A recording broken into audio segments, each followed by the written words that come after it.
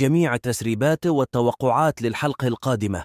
وقبل ما أبدأ كده بالصلاة على النبي، يا ريت ما تنساش دعمنا بلايك واشتراك في القناة. هليس هيعرف وهيدين أورهان بدل ما يطلعه خاصة. لو اكتشف اللي حاول يعمله أورهان، واحتمال كبير إنه يسجنه وبكده يكون انتقم منه. واللهم اضرب الظالمين الظالمين. كاظم أظن مش هيعترف على أورهان وهيتفاوض معاهم بعد ما يعرف باللي سيران عملته هي وهليس، وبكده ممكن أعصابه تهدى وما يرضاش يعترف على أورهان، واحتمال كبير إنه يطلب إن سيران وفريد ما ينفصلوش وياخدوا القرار بنفسهم.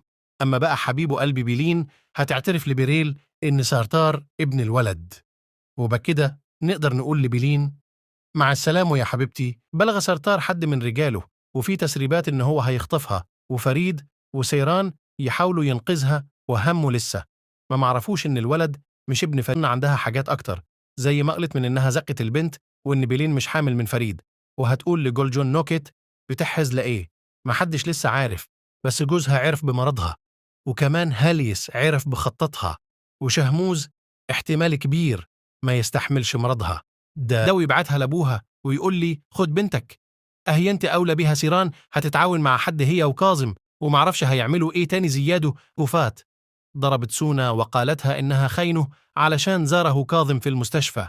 أما بالنسبة لسرتار فأهلا ومرحبا بك يا صديقي، والله بأماني بليل نفختنا، يا ريت تاخذها وتمشي، ولو وصلت الغاية هنا يا صديقي ما تنساش إنك تعمل لايك واشتراك وتفعيل الجرس.